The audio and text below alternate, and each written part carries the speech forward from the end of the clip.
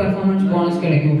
ஒரு 1,00,000 சம்பாதிச்சா ஒரு நல்ல ஒரு நேம் கிடைக்கும். ஒரு 4,00,000 சம்பாதிக்கும் போது ஒரு ஃபண்டு கிடைக்கும். அப்படிங்கிற மாதிரி இந்த மாதிரிலாம் சொல்லும் போது சம்பாதிச்சவங்க இருக்காங்களா அப்படிங்கிற மாதிரி டவுட் இருக்கும். கரெக்டா இல்லையா?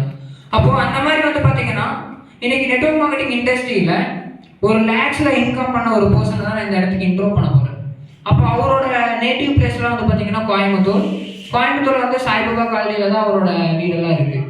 இப்போ அவர் வந்து பார்த்தீங்கன்னா எங்க காலேஜ் எல்லாம் முடிச்சாருன்னா கோயம்புத்தூர் ரங்கநாதர் காலேஜில் டிப்ளமோ முடிச்சிருக்காரு. இப்போ அவருக்கு ஏஜ் வந்து பார்த்தீங்கன்னா ஒரு 21 ஏஜ் ஆச்சு. இன்னைக்கு 21 ஏஜ்ல நெட்வொர்க் மார்க்கெட்டிங் இண்டஸ்ட்ரியில ஒரு 9 lakh சம்திங் கெயின் பண்ணியிருக்காரு. நம்மளை பொறுத்தளவுக்கு அது சின்ன அமௌண்ட் தான். ஏன்னா நம்ம பேரண்ட்ஸ் எல்லாருமே க்ரோஸில் தான் டச் பண்ணுறாங்க. அதனால நம்மளை பொறுத்தளவுக்கு அதெல்லாம் சின்ன அமௌண்ட்டுன்னு நம்ம நினைப்போம்.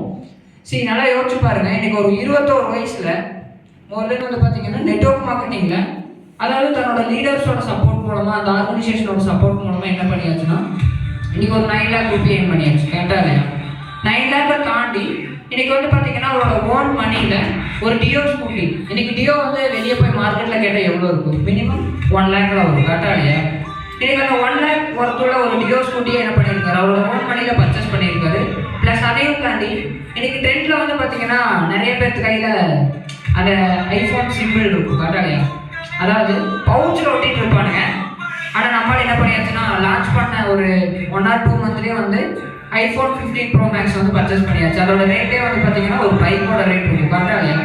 இதெல்லாமே வந்து பார்த்தீங்கன்னா வீட்டில் வாங்கி கொடுத்தாங்கன்னா கிடையாது. எல்லாமே வந்து அவர் இந்த இண்டஸ்ட்ரியில் இறங்கி சம்பாதிச்சது.